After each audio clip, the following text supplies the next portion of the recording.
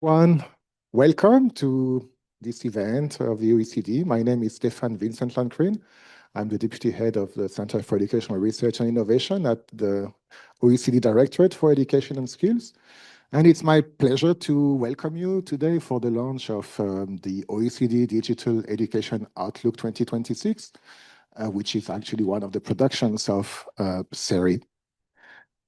First, let me thank our colleagues from the Department for Education in England for their hospitality and allowing us to use this place. So thank you so much for that. We are also very happy to have people attending remotely on Zoom. And so please, if you have questions, share them in the chat, and then we'll make sure that they come down to the panelists. What we're going to talk about today is basically how we can actually leverage generative AI for education, and also how we can design new types of educational generative AI. And for that, we'll have three different sequences. First, we'll do the formal launch of the Digital Education Outlook 2026, and then we'll have two panel discussions with policymakers, representative of the civil society, edtech companies, researchers, and have a discussion about where we want to go from here. But without further ado, let's go to the official launch of the Digital Education Outlook, and we'll start with a video address of Matthias Kohlmann, the Secretary General of the OECD. Generative AI has the potential to transform the quality and effectiveness of education systems. For students, generative AI can be a powerful tool for supporting large-scale, personalized learning through intelligent tutoring systems. Evidence also suggests that excessive reliance on generative AI tools that deliver ready-made answers can limit students' learning.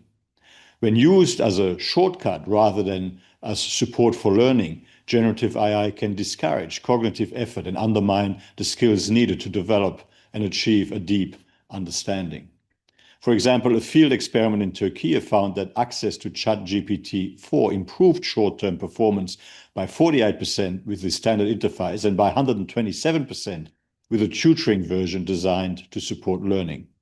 However, students using the standard interface performed 17% worse once access was removed, showing that generative AI can undermine learning unless explicitly designed to support skill acquisition. For teachers, generative AI can improve both productivity and teaching quality. In England, a study across 68 secondary schools found that with clear guidance, teachers using AI reduced lesson and resource planning time by 31% with no loss in quality. At the same time, concerns persist that over-reliance on AI tools could undermine teacher autonomy, raise ethical risks, and when used extensively for tasks such as marking or lesson planning, erode teachers' professional skills. At the system level, generative AI can improve the efficiency of education systems and school management by automating and supporting administrative and analytical processes. It can help develop standardized assessments, review curricula by analyzing actual versus expected student workload, and enhance study and career guidance, just to name a few. Generative AI can also have potentially transformative implications for education research, as in other fields. To draw on all of these very exciting benefits and opportunities while also managing the associated risks appropriately, this outlook identifies several policy priorities for policymakers. First, ensuring a focus on the process of learning, not just performance in relation to discrete tasks, with strong human oversight of AI tools. This means encouraging students to engage critically with content, to reflect on their thinking, and to remain active learners when using generative AI. Second, strengthening teachers' capacity to use AI effectively. Our latest Teaching and Learning International survey data shows that only 36% of teachers across OECD systems have used AI in their teaching. More investment is needed in initial teacher education and ongoing professional development focused on AI literacy and pedagogy. In Estonia, the AI Leap initiative has already engaged thousands of upper secondary school teachers in training seminars to learn from their colleagues and share best practices on using generative AI tools in the classroom. Third, providing clear guidelines to educators and students on the use of generative AI in education. These guidelines need to balance opportunity and risk, addressing data privacy, bias, academic integrity, and safety when using generative AI in education, while also encouraging innovation. Finally, leveraging international cooperation and peer learning on AI in education. The OECD will continue to foster this peer learning, bringing together governments, education and technology providers, teachers' unions, and academics. And towards this, we will organize an online conference in the spring to continue the discussions on the findings of this outlook and to document effective practices for designing and using generative AI tools in education. In conclusion, by better equipping our education systems with AI skills, effective guidelines, and platforms for peer learning, this outlook shows how policymakers can draw on AI for more effective, future-ready learning. I commend this outlook to you. Thank you. Thank you. Now, I will actually ask Andreas Schleicher, who actually goes without introduction, but nonetheless, who is the OECD Director for Education and Skills and Special Advisor on Education Policy to the OECD Secretary General, to give us a kind of a deep dive on some of these findings that our Secretary General has already highlighted. There will be a Q&A session afterwards, so start thinking about your questions. And Andreas, you have the floor. Thank you. Introduction. Thanks for the kind introduction, Stefan. And I also want to thank you for your long-standing leadership in this field. Now everybody's talking about generative AI in education, but you were working on this long before everybody talked about it. And that's really what leadership is about. So thank you. And I'm going to introduce the report. Anyone who listened to our discussion this morning figured out that, AI is not a magic power. It's more like an incredible amplifier and an amazing accelerator. It amplifies good ideas and good education practice in the same way it can, amplify poor educational practice. It is probably providing us with the first opportunity in humanity to provide everyone on this planet with a good education. I really believe that is the opportunity that we have that we never had before. But we've also seen how AI can amplify almost any form of inequality, super empowering those who have the right skills and further disempowering those without this. AI can figure out how you learn best, and then, make your learning experiences so much more granular, so much more adaptive, so much more interactive. But we've also had this morning how it can induce people to outsource their thinking, because as humans, we are always ready to give up our autonomy for convenience. AI can super empower teachers as the most creative designers of innovative learning environments, or it can disempower them to become the slaves of scripted lesson plans. It can remove bias, nuance human perspectives. They can also entrench, amplify bias. And I always hear, AI is, the risk of bias. But actually, if you go into classroom schools today, the risk of bias is people, actually. AI is, millions of, billions maybe, of people in the knowledge base. In reality, often we have very few people in front of us. They distort our viewpoints on this world. And AI maybe will help us overcome that kind of problem. It can connect you with people who think differently, work differently, or put you into an echo chamber that just amplifies your own views and insulates you from divergent thinking. Now, that's also, one of the things that AI is very good at when you look at social media. AI is ethically neutral. That's one of its greatest strengths as a methodology, but it's always in the hands of people who are not neutral. We have to figure this out And that's really what this Digital Education Outlook is about. It is a tool to help us navigate through those tensions and dilemmas, because at the OECD, we believe there is an answer to this. We can actually get this right. Now, AI is a big word. There's a lot of artificial intelligence in education long before generative AI came into play, in the field of assessment, curriculum design, and so on. And we should take them into account, but we are looking in this outlook solely at generative AI. That's an important point. The other part I want to make is we make a clear distinction between the use of general purpose artificial intelligence and AI that is designed for the purpose of education. And you're going to see why this distinction is really important.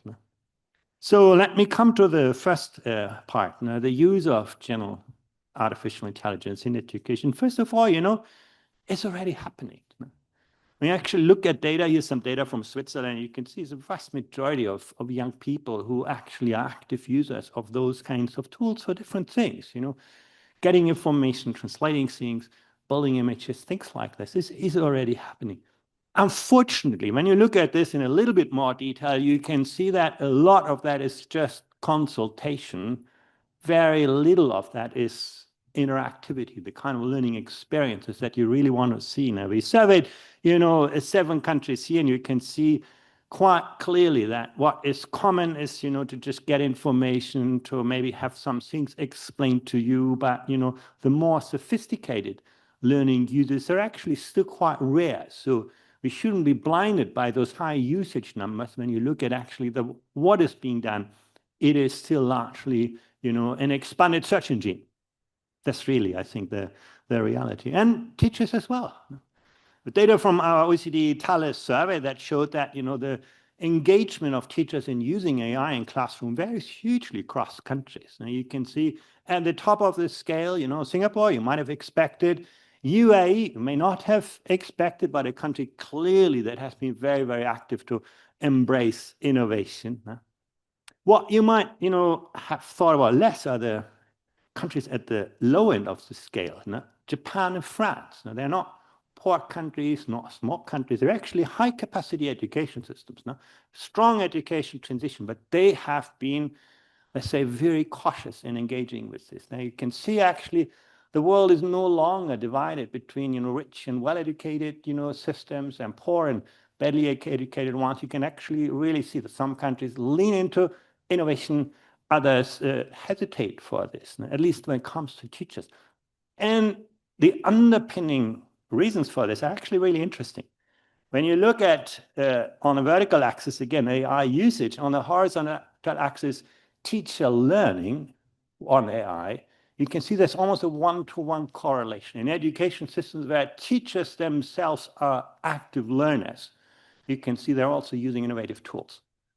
Where learning is less common among teachers, you also see teachers are not as great in using AI. So there is a relationship here between the environment of education. Is learning something that we expect from students, or are our systems learning? When you survey teacher in more detail, you can see, many of them use AI. They see the great potential here, for, preparing lesson plans or for, adapting learning for students. But you can also see some great concerns. Now, teachers worry about, plagiarism. They worry about, inappropriate recommendations. So those concerns are also real. But reality, it is there. Students and teachers are active users. So the question is, how do we do that well? And actually, in other words, when does generative AI actually enhance learning? And the short answer is that, better performance with general purpose tools does not automatically lead to learning. Here's a really interesting case from Turkey. Our Secretary General, Matthias Kormann, already referred to that. You give young people GenAI to, work out in mathematics or even write essays. Great, you're going to get better products in the short term. But when afterwards you test their skills without AI, you actually see worse results. So that is clear. When the learning with AI means to outsourcing your thinking, product in terms of learning can be worse. even though your short-term products actually got better. Now, that's, I think, something which we should keep in mind. There's no direct correlation between the use of AI tools and learning. We also saw here, in the case from the United States, in fact, I think one of the strengths of this digital education outlook that we're launching here is that it provides, lots and lots and lots of cases from, good users, not so great users. Here's a study from the United States. People are used to large language model for writing essays, and same finding. And even more, when afterwards you ask the students, hey, what did you actually write? What were the main arguments in what you had written? You could see the students who used the large language model for writing their essays, 80% could not remember. They didn't know what they'd done. You can do something without actually know what you're doing. Whereas people who had just used the search engine or their brains only, you had only a very small share of students who didn't remember what they had actually done. So again, those things are very real. Now the question comes, can we use general purpose AI in more intentional ways? And the answer to this is a clear yes as well. You can actually make this work with a pedagogical intent. Here's some interesting data from Indonesia, where actually they're used on a course of English as a foreign language and used, generative AI tools to foster collaborative learning, connecting people, sharing information, and so on. And when you actually surveyed those students afterwards, you could see their critical thinking awareness had improved. Now, some people say, you reduce critical thinking. Actually, this is an example where general purpose AI got young people to reflect, to think, to be aware. There was also a much greater propensity to collaborate, according to the students. And AI actually brought people together, not insulated them. And most importantly, they got better outcomes. Argumentative speaking performance was much better developed. But, behind this was clear pedagogical intent, clear lesson plans, clear design, teachers actually leading that kind of initiative. That's really the difference between just dropping those tools into the classroom. Now, other examples, here you can see actually from the United Kingdom. And different from the study I showed you before, where students were just given AI to write the essay. In this case, students were given AI to get some ideas for their essay, but then they had to write the essay on their own. Very, very important distinction. So they didn't, outsource that processing. And you can see actually on almost any dimension that we measured, those students who, were inspired by, AI wrote more useful pieces of work, pieces with greater novelty because they got some new ideas with more interesting twists, more enjoyable, lots of really interesting findings in terms of quality. So clearly, again, with pedagogical intent, AI can actually improve your writing skills. But, that's about general purpose AI tools. And I must say, when we look on balance, currently, there's a lot of reasons for skepticism. General purpose AI tools have not delivered as much promise as they hope because you need to put a lot of structure, a lot of intent behind it. When we come to tools that are more designed for education, the story gets a lot more interested. We see a lot of advantages of educational generative AI tools. Let me show you a few examples here. You have, again, from the United States, where they used AI to foster active learning. And we're looking now at students who got the same score on a physics test, so equally content knowledge, and we give one group, this kind of tool in a class, and another group gets that tool for learning at home. And you can actually see that in this case, using the AI system to amplify your learning at home got better results in learning in the classroom. Really telling us that in the future, there may be multiple modes. You can learn certain things in the classroom, but there may be things that actually supported well with AI tools. You may advance faster in your own setting, in your own pace, at your own place. really, really interesting case because it has quite, a robust sample size underpinning it, but showing us, learning is not a place. Learning is always an activity, and sometimes with the right tools and the right way, you can actually enhance that kind of learning outside, the classroom as well. You also see that it can make a big difference for teachers.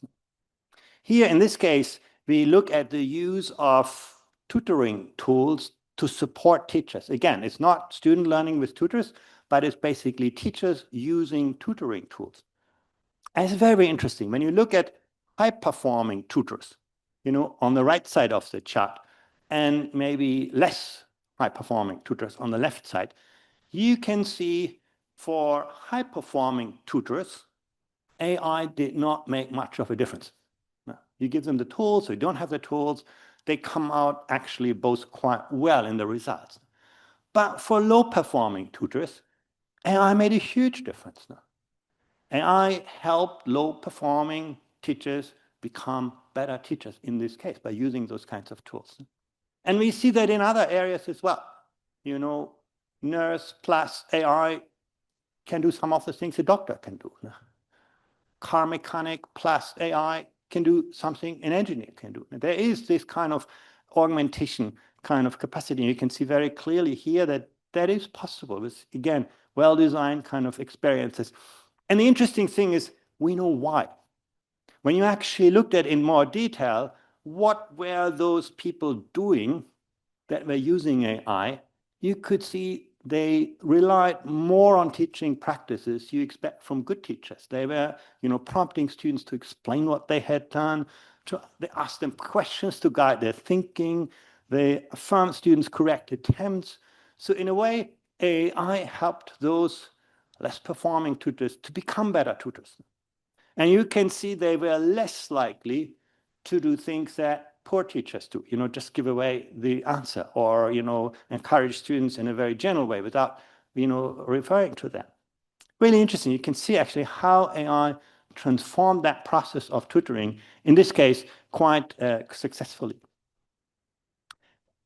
Feedback is another of those areas where we all know, the power of AI, and actually results here show also when we have a number of studies where, when you ask how meaningful, how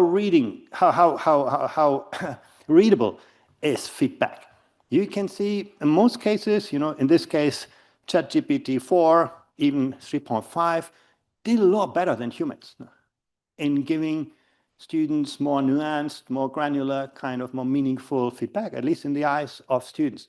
Not the case when it comes to credibility. There you can still see that, people trust human feedback more than they trust, digital feedback, at least for now. I think that's also something to keep in mind. But when it comes to the quality, relevance, and readability of feedback, actually, there's a lot of power that lies in AI that we can actually utilize. So how do we get that balance right? In the end, what you want is that you improve learning and performance, not one versus the other. Now, the biggest, problem that we can see is that we improve task performance without learning. I showed you an example for that. But there are also great ways how we can improve task performance and see learning rise at the very, very same time. How do we do that? When we use general purpose AI, as part of traditional pedagogical strategies, use them to support learning under teacher guidance. It's possible. You see some good examples. At the same time, probably poor examples still often dominate. It's also important, given that AI is there, we need to redesign current pedagogies to make sure that, what we do in the classroom reflects the reality in which students often live. Often we see a huge disconnect here, and that's not great for learning outcomes. Pay attention to learning processes and not just the outputs. Remember, task performance is not learning. So looking at those kinds of learning processes. And by the way, AI is very good at that. AI is actually very, very good in the field of assessment and evaluation, and helping us understand how students learn differently than just the products they get. But again, I think the real promise lies in developing educational GenAI tools that align with what we know from neuroscience, from pedagogical knowledge, what we know from educational research. And I think there's a huge field of opportunity for the future. If governments can make it easier for companies to innovate in this space and work together, I think there's a lot that we could see happening here. This morning I made this comparison between the medical research and industry and what we see in education. Medical research, we spend 17 times as much on innovation, on research than in the education space. And that is part of the problem that we have here. But so if we shift more from general purpose to educational use, we can do a lot. Emerging evidence, again, that's not written in stone, but what we see for now is that educational GenAI outperforms general purpose AI at this point. Part 3, how do we get towards this educational GenAI? You find a really interesting chapter on this in the Outlook, and I think the answer here is what, for example, pedagogical agents can do.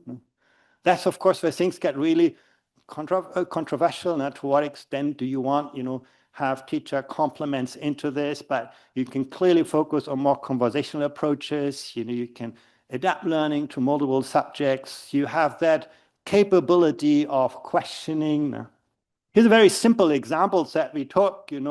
You get a student into the situation where they ask him, you're going to be a policy analyst, reviewing proposals for renewable energy, and write an argumentative essay that outlines the pros and cons. First student answer is, the tutor says, give us 2 reasons to support subsidies for renewable energy. The student says, well, I think it should. Maybe the first thing that people say. And then GenAI can ask, great opinion, tell us, why. And then the student says, I have no idea. And suddenly, GenAI can shift approach. It can actually, now start to work with students on, giving some answers, giving some, I think, getting them into the thinking process. Now, this is something that, agent-based work is very well capable to do so today, which is, I think, a huge kind of asset here.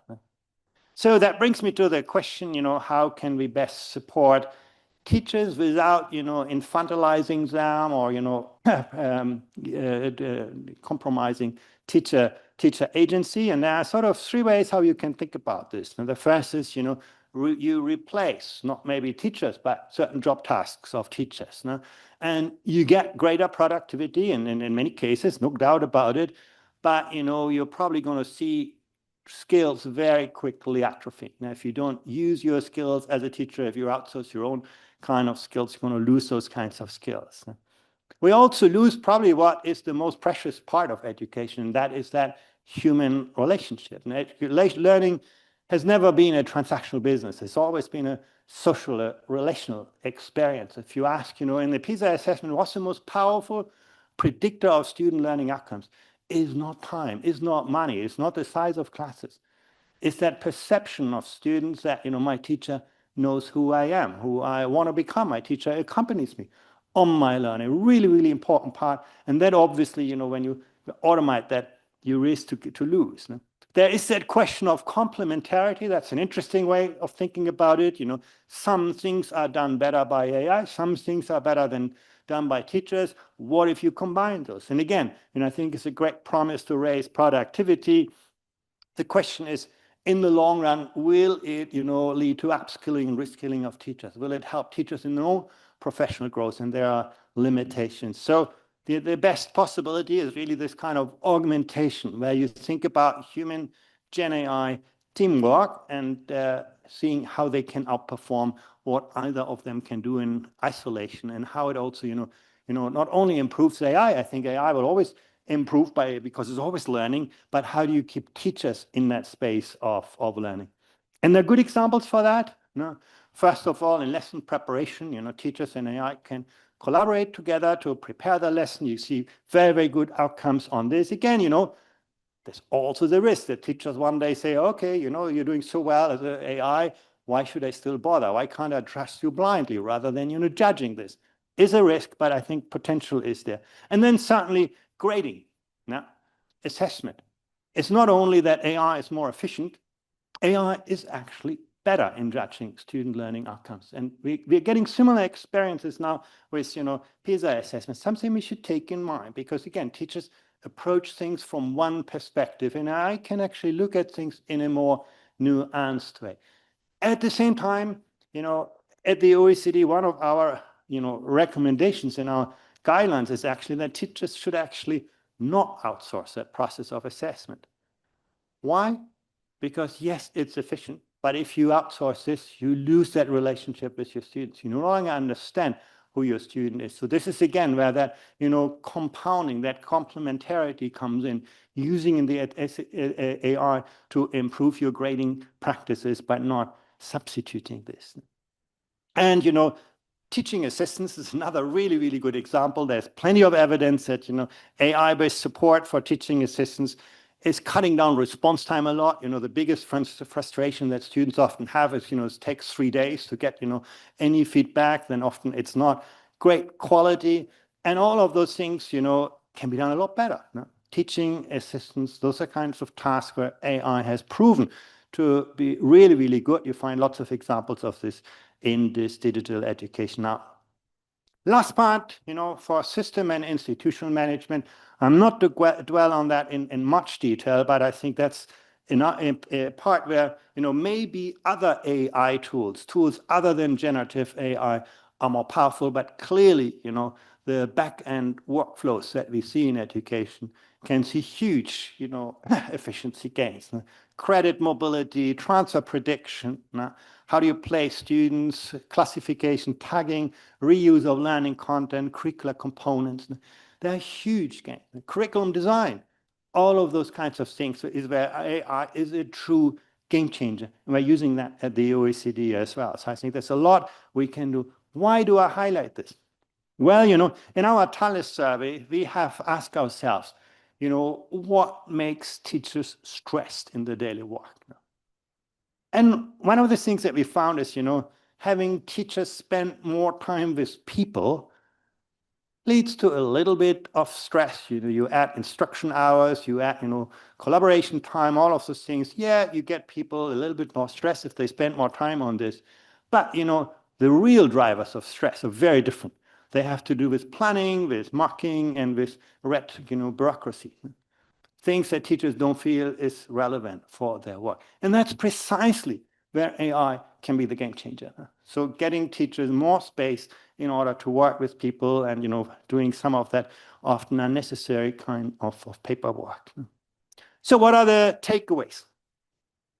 We have prepared 20 kind of principles, and I'll lead you through them. The first, again, is doing something with AI isn't the same as learning from it. And, every teacher really needs to take that to heart. In a way, I think you want every teacher today to have a really good foundation of neuroscience, understanding how learning actually happens beyond, pedagogy. You want great teachers to become really more like a data scientist, actually reading the signals where learning actually occurs. Building foundation skills. I think we talked about this morning. As machines get smarter, we need to get that balance right. The biggest risk come, when great technology meets poor skills. That's when the digital divide will open. The big digital divide in the future is not about technology or electricity or these kinds of things. The big divide will be on those kinds of skill sets, having the foundational skills that allow people to take benefit from artificial intelligence, and redoubling our investment in giving people the human skills, that creativity, that critical thinking, that reflection, that empathy, that is complementary to AI, and that actually will allow us to do this. Lots of things to be done in this space. Again, also students must learn to think before they learn to prompt. And that's where the age appropriateness question comes in. What do we do first? Build the skills, use the AI. And when you have great critical thinking skills, AI is an amazing tool. When you have poor critical thinking skills, that's where that outsourcing comes from. It works best when teachers design the tasks that are actively evolved. I think Stefania Giannini made that point really powerful this morning. Bringing people who use it into that design space, not making them users of the tools, but designers of the task. And there's some great examples of countries that are very far advanced in this. No? Don't replace professional judgment. It may be very, very convenient. No? That's, again, also one of the reasons why we speak against outsourcing that assessment process to AI. You want teachers to be there, particularly when there are high-stakes decisions involved. No? Algorithms can suggest something, but it needs to be people who decide. No? That's, I think, a really, really important part. Now, that was about human-centered teaching. When it comes to the future, investing in research, I highlighted this important point many times. No? We should put a lot more energy, a lot more effort into building GenAI for classroom, that educational GenAI that we talked about, not just serving consumer needs, consumer markets. No? What isn't tested for safety, bias, and impact isn't ready for schools.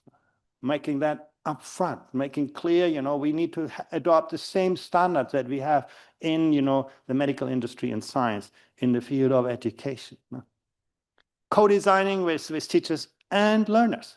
Learners actually can give you lots of inspiration, how they learn differently, how they learn best, and understanding that sometimes also through good analytics will help us. We at the OECD believe, that's not something that everybody should go along. We should have some global yardsticks, serious research to measure what GenAI actually changes in learning. So global collaboration on this is really important. And then, big role for higher education, not just train the users of AI, but also the one who design and who built that. That actually that education component gets, right into that design. Let me talk briefly about, the policy environment for trustworthy generative AI. Now, this is about transparency. Black box AI has no place in education. If you judge a student's work with AI, tell them how their judgment was made. People need to understand the ideas and nature of the algorithms underpinning the decisions that are being made. AI safety standards, again, global cooperation is very important because the tools are global. Now, responsible GenAI use requires continuous guidance. Now, that's obvious. And then, every decision that is made by AI must be, so transparent, so clear that it's up for human challenge. Something that easy to say, hard to do in practice. No? How many times do you challenge Google Maps? No? I think those are questions that are really difficult. No?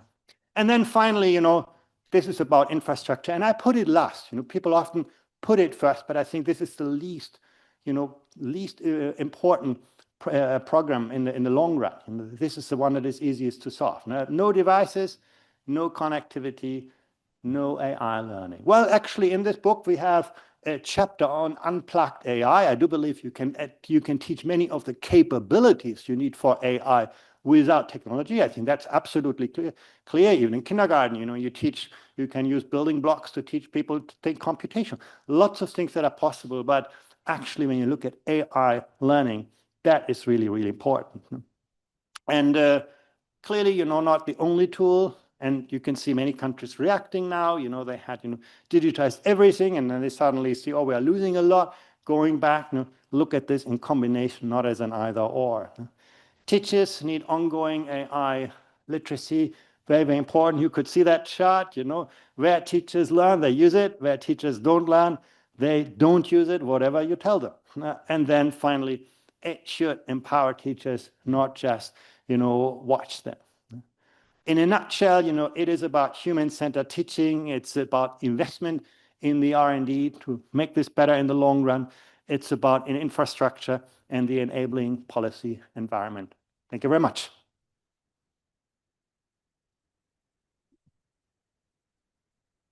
Thank you.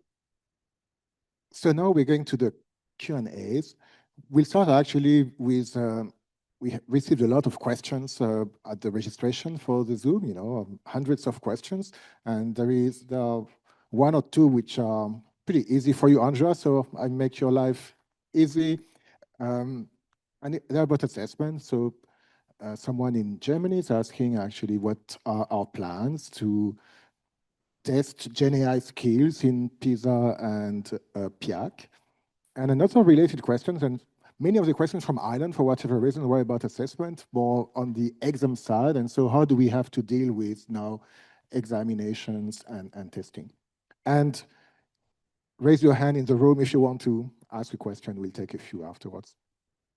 Yeah, on the first question, actually, it is part of PISA from the next iteration onwards. AI and media literacy are going to be a central part of the next PISA assessment. We have reached agreement among countries on the kind of ideas that we want to put in focus, you know, the ability of students to use AI, to design with AI, to create with AI, to manage AI, to design AI itself. The challenge is still to build the assessment environment for that. And I think there's no clear answer for this, because we run into the same problem that you have nationally. You know, when you want to test AI, you have to give students access to it.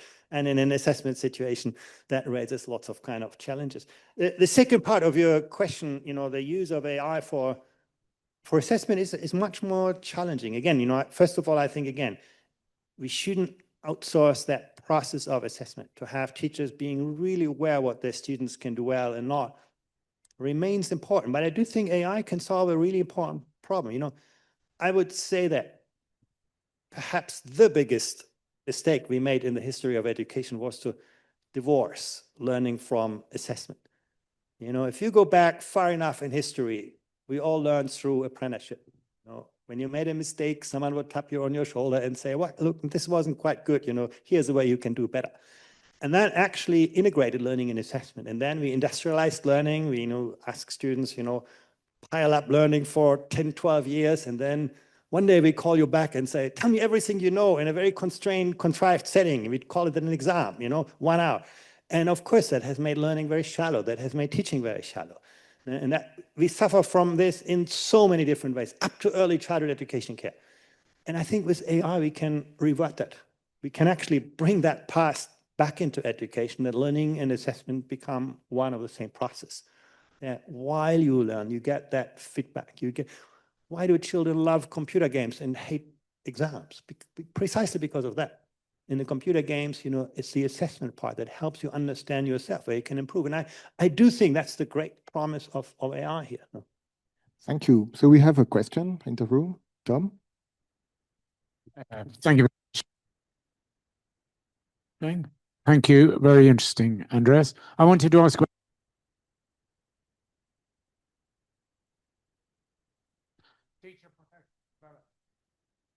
there any evidence on good practice in teacher professional development in any of the countries, and what lessons do we learn?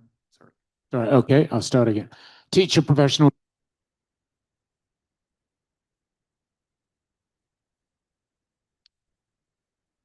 Or did you get the you got the message about what evidence there is or isn't for good practice on teacher professional development in relation to AI, and whether you can point to any good case studies of that? Well, first of all, I think you could see from the Thales data that I showed is where teachers actually engage in learning about AI, they're much more confident in using it. I think that's a really important message in itself. You are a learner as a teacher, you're going to be actually a good user of innovation.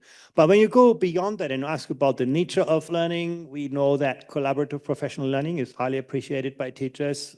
Teachers do not go to courses or one-off training, but actually learn from their colleagues, with their colleagues. An area where we can all learn a lot from East Asia, where, you know, that kind of lesson study in Japan or in China, collaborative professional learning communities. I think plenty of really, really good examples where teachers are part of that learning process design. It's also about knowledge mobilization, and how do you make sure that the experiences of teachers travel through the education system. I think that's the kind of message that emerges from us, you know, rather than having, you know, front-loaded, rather than doing the same with teachers that we do with students, create an environment where teachers have that agency to chart their learning and a good amount of time. You know, I think many high-performing systems give teachers time for lots of other things than teaching. You know, they may spend less time in the classroom with a larger class and do those kinds of things. Engage in research, engage in collaborative professional learning, engage in, you know, student-teacher interaction and parent work, rather than just giving one lesson after the other. Thank you. So we'll end this first part of our event. And actually, thank you so much, Andreas, for these wonderful presentations and for your your questions, and we are going to move to the next session, which is on actually how we can, well, we are going to continue the discussion on how we can actually do the best, the pedagogical or educational uses of these tools. And so for that, I would invite to the stage, and that will be your introductions. Susan Acton-Hood, who is the Permanent Secretary of the Department for Education for England. Fiorella Heim, President of CEBAL in Uruguay, that was mentioned, and one of the agencies really doing a lot of work on that. And Tanya Mawaha, who is one of the young people's voice and part of YouthWise, the Youth Advisory Board of the OECD. And Andreas will moderate that session. Thank you very much. Thanks so much, Stefan. And really, our session is about how do we make all of this work in practice. Now, we've seen lots of examples, but what does it take to do this in practice? And I jump right into this, and I start with you, Susan. You do not have the luxury of a Minister of Education just to declare something and not follow up. You actually run a Department for Education. You have to make things work, and people will watch it, over a significant amounts of time. This is not just about policy. This is really about implementation. And for you, if you think about, what did work for you so far when it comes to generative AI, and what have you seen is not working in your case? Thanks very much indeed, Andreas, and thank you for that absolutely brilliant presentation. And I think one of the things we've been trying to do in our work in the department is to stay ourselves in that learning space as much as possible. This is moving very quickly, and if we're not learning from each other, then we are very unlikely to be at the forefront of what we can do. We've done quite a lot of work on how teachers are using AI now, so recognizing that truth that people are just getting stuck in. And I think a lot of resonance with the messages that you've given. We see the most effective applications being where people are intentional about them, better when you're using things that really integrate with pedagogy, whether because they're part of a pedagogical tool or because somebody is using more general AI in an incredibly thoughtful and intentional way, and putting that focus on children's outcomes, not just the outputs. So precisely the point you're making about making sure we don't confuse a better looking output with really high quality thinking, what is going on in the child's brain. We've put quite a lot of emphasis on tools that support the teacher in the classroom, that improve workload, and we've got a test beds program running, because the other thing that we think is absolutely critical is that we are building the evidence base all the time and continually asking ourselves the question, is this working? Is it effective? What do we see working well? The other things we've done, again, colleagues may be aware of some of these, is worked on a content store for education AI to try to make sure that we've got a really good repository of high quality material that's curriculum linked, which can be used as the training space for educational AI tools, and we've seen quite a lot of interest in working with us on those kinds of ideas. Any areas where you say, well, we have tried this, but I really wouldn't recommend for anyone to replicate? I think we're still a little bit early for that. I mean, as I say, I think I don't want to sort of pick out invidious areas of. I mean, we run a very autonomous education system in the UK. So often it's less that we as the ministry have kind of imposed something. It's more that we've been trying to give much more rapid feedback loops to the system about what's working. But you do occasionally see practice where people have got seduced by just the fact of their technology. So I did visit an education, I won't even say what kind, I did visit an educational institution which had partnered with a company who'd given them lots of really exciting VR equipment. And they said they'd told all of their teachers that they had to design a lesson that used this VR equipment. And the result of this was some lessons that were brilliant and some that were absolutely terrible because they were really ill-suited to being taught on the VR equipment. So there was one that was essentially kind of a labeling activity, to label the parts of a diagram. But because you were using the VR equipment, you had to bend down and pick up the labels off the floor through a slightly difficult mechanic in order to stick them on your big diagram. And this absolutely was a task that would have been better accomplished using a pencil than a piece of paper. But because the teacher had been told they had to use the VR tech, they were doing it that way. So I think there's something about pedagogy first, outcome first, and technology in support of it rather than the other way around.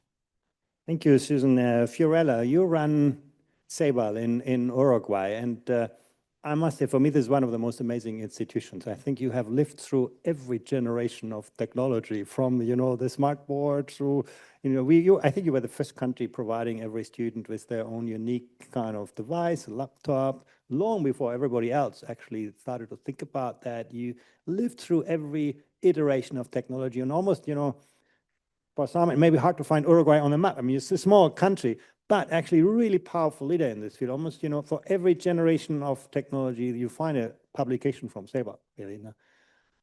AI is a game changer, or is just a continuation of that trajectory? Both. I would say both. Thank you, Andreas, for your kind introduction. I think in these 19 years, with the same technical team being there in CEBAL, 5 different governments that kept this policy nationwide, as you were saying, I think we made all the possible mistakes. And we learned because we could keep the same teams. So we changed the mistakes we are making now. And I would say with AI, there are things that are just the same as trying to integrate technology in the classroom. I think the example you were telling about VR is a classic example of vendors or sellers trying to impose magical solutions and trying to sell fantasies. And with AI, it's a big problem. I would say that, because it's, I mean, tomorrow, on Wednesday, we are going to bet to this amazing place, but I'm fearing that I will see a lot of, I don't know, bad solutions, or solutions for other problems, not our problems. So I would say that this kind of multiply the challenges that we have. But on the other hand, it's what you were telling in your report. AI gives us hopes, and we are already seeing what's happening at the classroom levels. So we at CEBAL, we launched last March the first regional lab for AI in education, and we are trying to hope to have all these lessons and all these pilots, evidence, evaluations, everything that we are doing, trying to put it for the rest of the world so we can learn together. I think collaboration is a critical issue right now. Thank you so much. I want to, one more question to you, Susan. You talked about, you referred to the content store, but there's another area I think we've done a lot of work here, where you work on the safety expectations, so creating a floor really for people to work on. How do you see that supporting the pedagogical use that Fiorella and you just talked to before? Yes, that's right. So we worked on AI safety guidelines, and we're continually working on them and looking at how we can update them. And I think that's both about what students should be able to expect. And again, I thought you expressed it beautifully in your set of principles coming from your report, that, you know, if it hasn't been properly tested, it doesn't meet safety standards, it doesn't have any place in the classroom. But I think we've also got to keep testing our understanding of what we mean by safe. So there's a sort of an incredibly baseline level, which is kind of, you know, genuinely bad actors can't access children through AI tools. But I think we have to keep looking at much more sophisticated definitions. So I'm really interested in this question about what are the cognitive impacts on pupils. And the Secretary of State spoke this morning about the places where we're strengthening those standards this week. And that looks at things like tools that get too close to kind of mimicking human interaction and start to build inappropriate bonds with children. And I think this is one of the spaces where we've got to keep, as well as the kind of cognitive offloading point, which we've all talked about a lot today.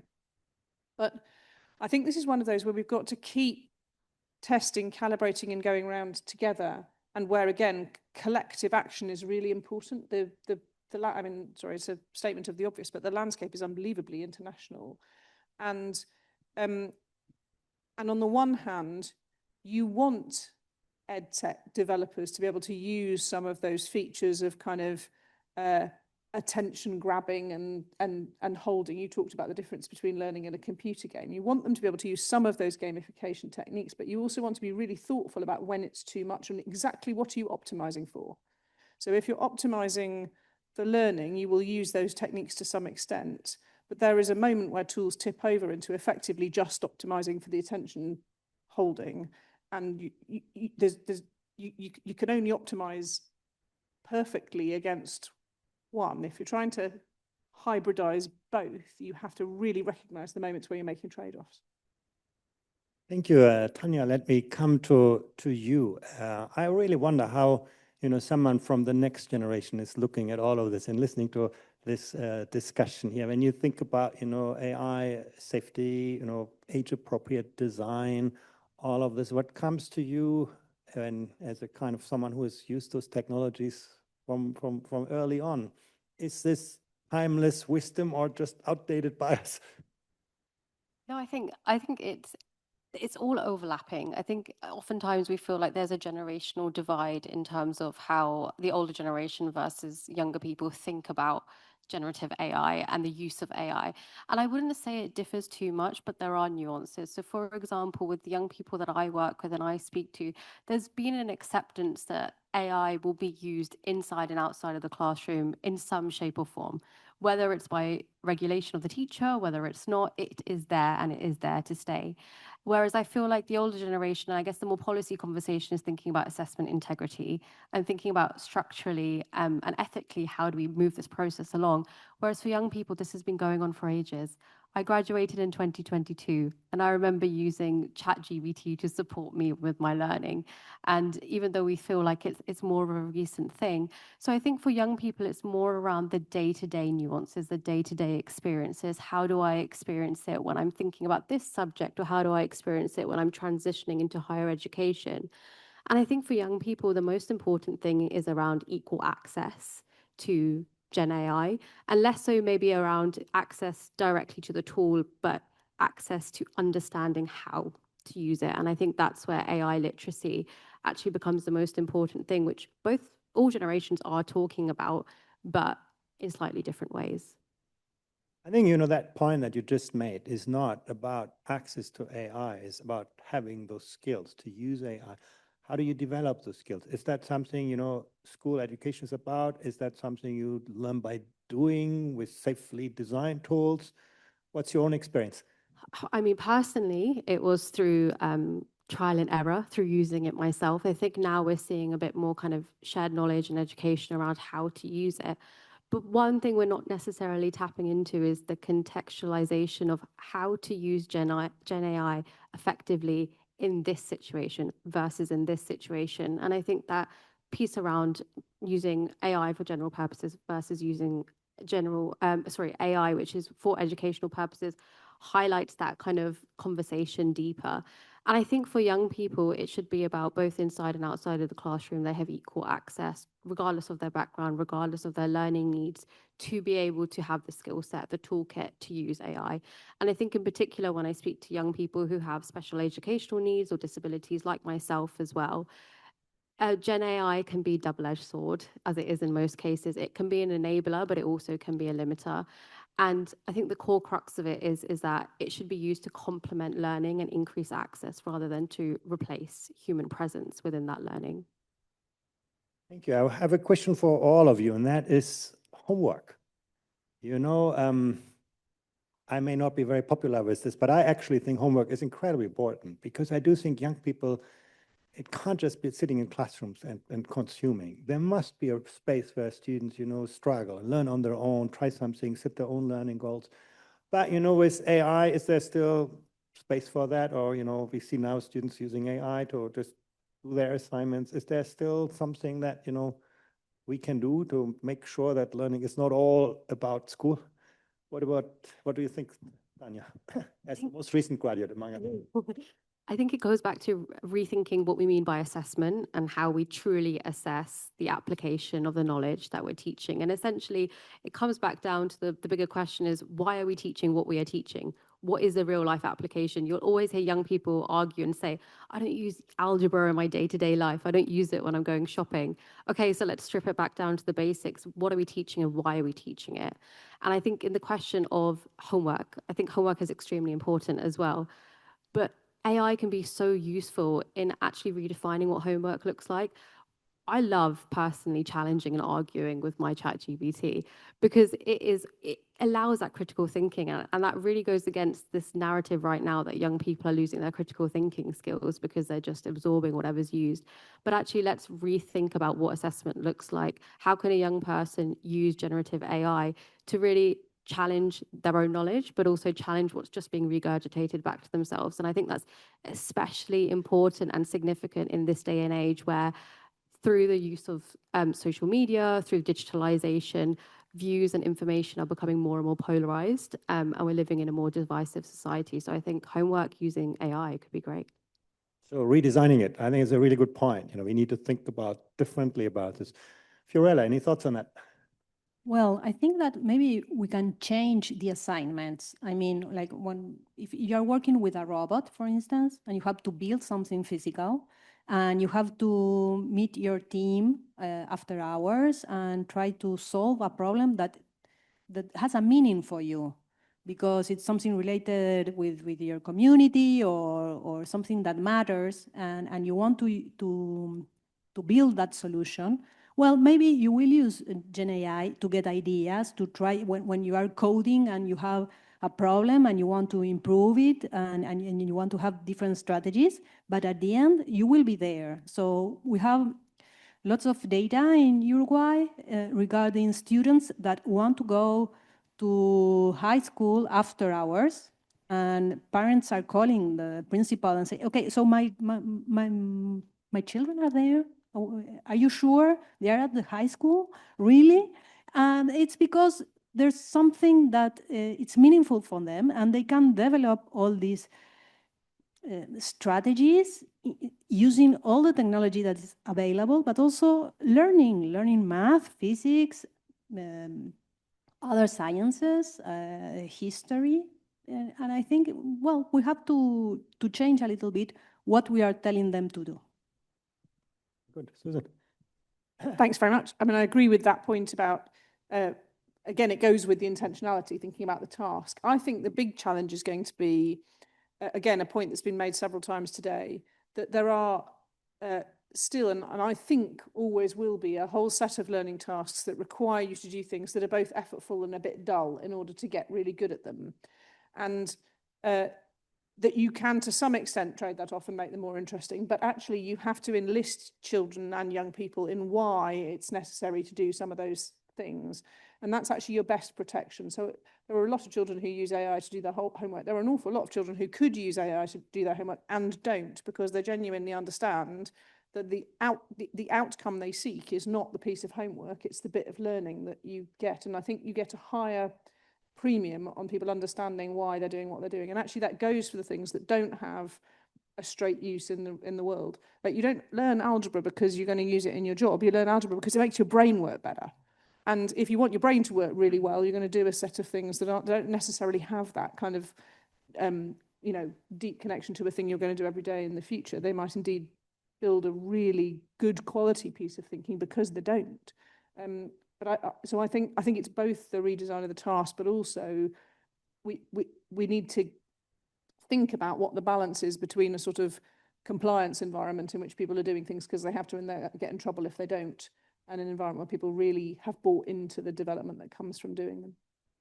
Yeah, you know, I think what you open up here is really that probably next and biggest digital divide. You know, students who have that kind of motivation, when, you know, learn on their own, who have that, you know, inspiration to learn, they will be fine. But students who have just seen education as, you know, a necessary evil to get you that degree, for them, probably those technologies will have a devastating effect. I totally agree with that. But I think it's also really important not to see that attitude of mind as innate and unchangeable. So I think one of the fundamental tasks of the teacher is to help people find that. And sometimes people talk about that as though it's sort of, do you know what I mean, comes from some kind of heartwarming Disney film where you kind of do lovely things and the children come to the intrinsic joy of learning. Quite often you bring children to the intrinsic joy of learning by helping them through the struggle and giving them the structure and the demand. And I think your point about what you do at different stages of education really matters as well, because often people don't see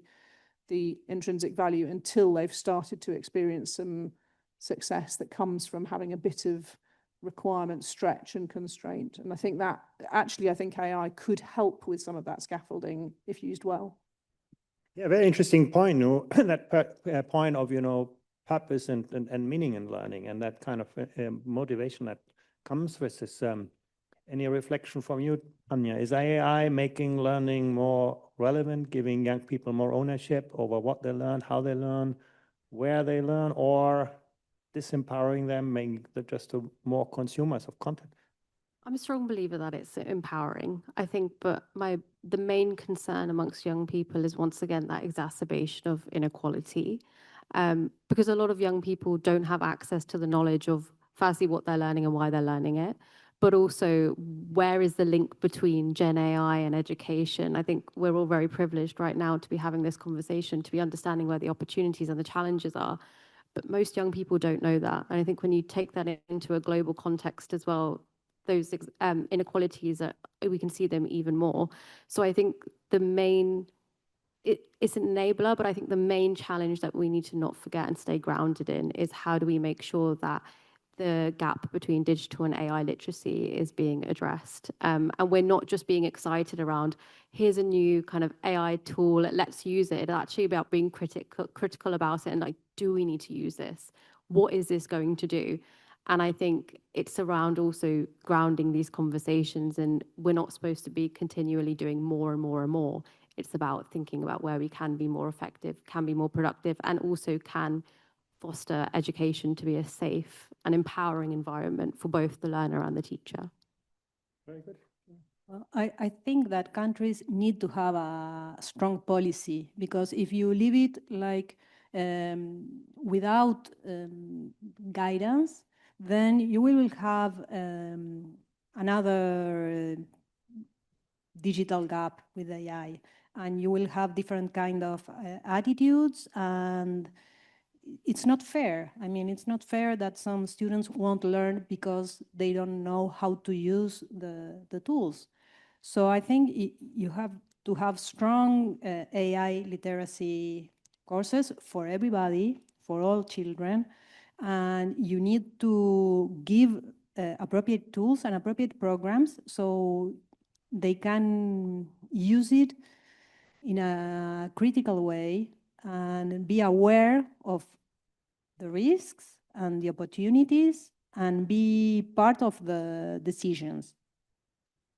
Thank you so much. And I think it's time for questions from the audience. We have the real audience and the digital audience. And maybe while people are thinking about questions, Quentin, are there questions from our virtual participants? Yeah. So there are a lot of questions from the audience online.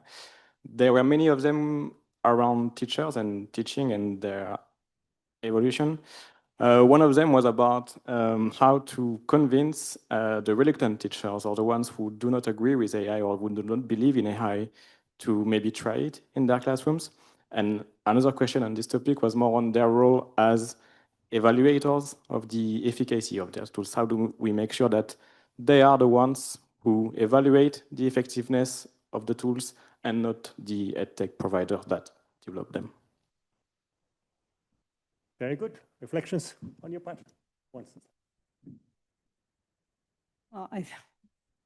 I may start. I think every ministry needs, or every country or city, I don't know, they need to have a special agency that can assess the tools and try to give some guidelines for teachers. And teachers can decide if they are using the tools or not, but they cannot decide if they are teaching AI literacy or not. I think there are separate issues. They need to teach AI literacy. That's this is basic because we are in the world that we are living. Children need to understand what is deep fake, how does AI work, how they can use it. It's fundamental knowledge. So that they have to do it. Then the tools, you need to have some, I mean, like you are doing, like some guidelines, which tools are good, which are safe. That's why we have this lab in Uruguay also. We are working in 43 different projects at different stages. And then teachers have the option to decide what to use, when, why. That's what they do. That's why they are professionals, and that's okay. Yeah, I think very important distinctions you make. You know, society needs to decide what is important. I mean, the questions on the curriculum, and teachers need to have that professionalism to put it into place. And I think you can't replace one with the other. On that other question, how to bring along those people who are not so enthusiastic. Any thoughts on this, any of you? I mean, I'll speak briefly because you might have better ideas on this than I think, I mean, I do think all of these questions are really deeply interrelated. And I think keeping on coming back to the evidence base and how we know that the tools are effective is the most critical thing we can do to help people adopt. Because I think, I mean, there will be moments when some of the reluctance is rational, right? We're asking people to do new things in classrooms that they don't understand, and it is at present still hard to test and demonstrate effectiveness. So there's something about doing more good quality experimental work that genuinely holds to a set of good quality scientific principles. And again, you spoke about this earlier, Andreas. One of the things we've been doing, I think, over the last 15 to 20 years in the UK education system more widely is getting much more comfortable with the idea that you can carry out a good quality randomized control trial in an education setting, and you can use other good quality experimental methods to test whether something you might do is actually working or not. I think not just AI actually, but EdTech more broadly gives a real challenge to the existing ecosystem around that, because the change is so rapid. A lot of our evidence ecosystem is designed around things that are more stable and which you can evaluate over longer periods. But it doesn't challenge the principle. The principle's still absolutely right, which is we should be giving really good quality feedback to educators about what works and enabling them to pick that up and use it. And so for me, you know, the question about the reluctant teacher is, why are they reluctant? If they're reluctant because they're just generally change averse, then you need to use all the mechanisms that you normally use when a teacher isn't doing something sensible that they ought to do. If they're doing it because they can't see an evidence-based use of the thing, or they think they're being asked to do something that isn't demonstrated, then it's about building that evidence base more rapidly and giving more of that feedback. Yeah, I think really, really important points. I think in this very complex kind of environment, giving people really good guidance, good evidence, good feedback is something we shouldn't ignore. And often what we do in this field of technology, we load the responsibility on teachers and school principals. Oh, you figure out this data safety thing. And then, you know, because we haven't done the homework of creating that kind of space and environment. And there's a massive inequality of arms. So again, we talk a lot about building students and teachers' AI literacy, and you're right, we absolutely must do that. But I think if we see that as a substitute for giving good information about effectiveness in other ways, we're asking people to make these colossal judgments in a very complicated landscape. And I think the final point I make is just about access to data.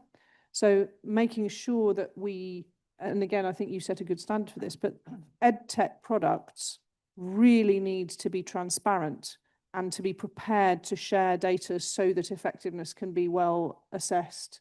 And that, you know, fundamentally, there's a big data problem here, and it likely has a solution which is going to be rooted in that access to data. Sorry, the only thing I'd add to that, I think it goes back down to why are they reluctant? And I think there's a kind of simultaneous conversation that needs to be happened around individuals' personal opinions on the ethical standpoint of AI. And I think that that can't sit outside of a classroom, but it also shouldn't impact equal access to education for young people. So perhaps it's integrating into support for teachers or networks, unions, around a space for them to be able to explore their own position on AI and education. Very good point. Questions from the audience. Larry, please. And thank you very much for the comments so far, and Andreas, thank you for your opening presentation.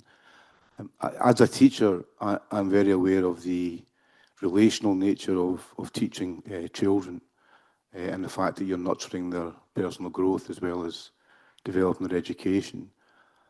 The question I want to ask just relates to the different stages of children's growth and how appropriate the deployment of AI is for very young children, for example, as opposed to children moving towards the end of their career. Should we be building in a safeguarding element because young people nowadays grow up surrounded by technology? My grandchildren, both under 5, can both tell Alexa to play Frozen endlessly, I can assure you. So I'm just wondering if education systems have a responsibility also to have this safeguarding element around appropriate balance. Yeah, I think that question of age appropriateness is one of the most challenging ones, and I think clearly, I mean, one that we need to address. And any thoughts on that? I think there are different tools for different ages and different uses of these tools. So it's, of course, there is a relationship between the ages and what you are doing and how you are using those tools, supervised, no supervised.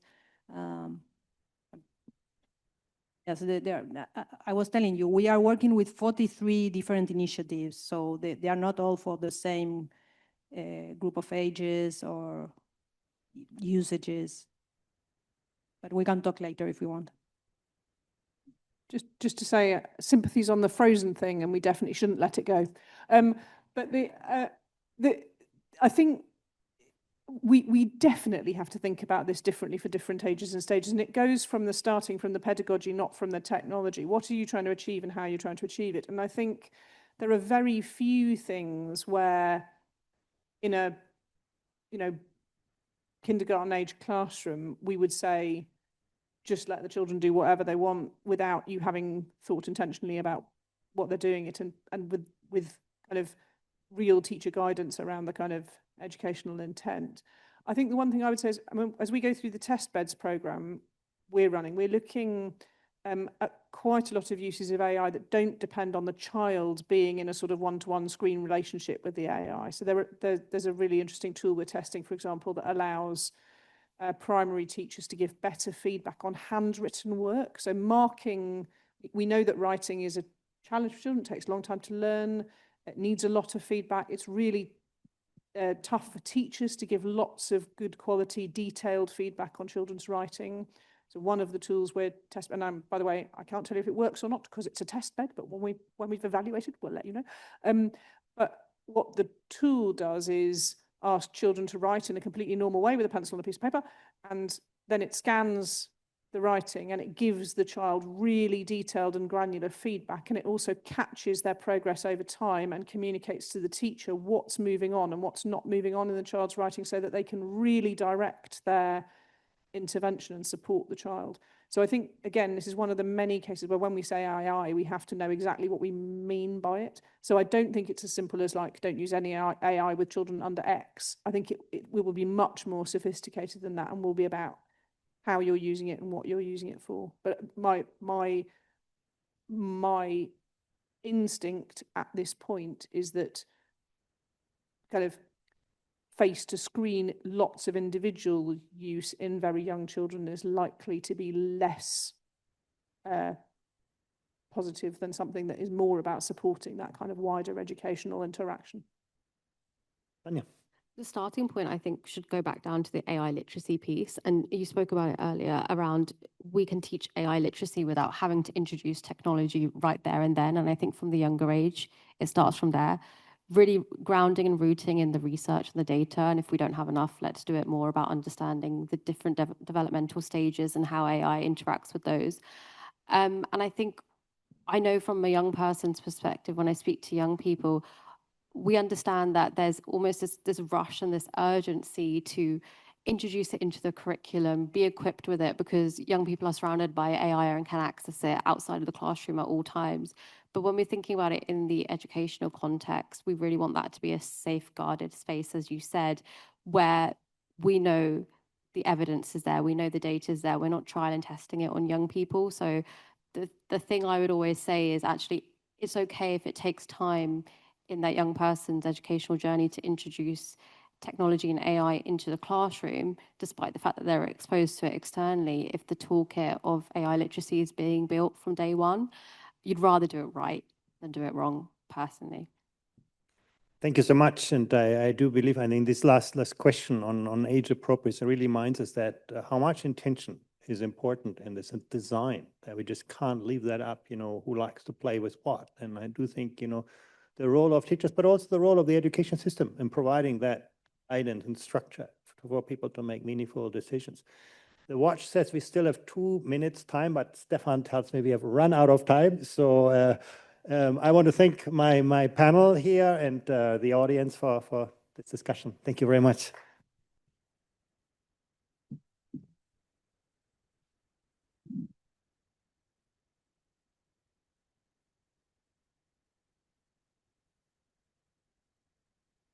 Thank you. And now I will call to the stage the next panelist. So Mutlu Kutsova, who is a professor of AI, learning and AI at University College London in the UK. James Donovan, who is a learning and cognitive outcomes research, the head of learning and cognitive outcomes research at OpenAI in the UK. Martha McAllister, who is the director of Gemini for Education at Google, and Inge Molenaar, the scientific director of the National Lab AI in the Netherlands, to talk about, what do good educational GenAI tools look like. And I think we are going to share some of the mics.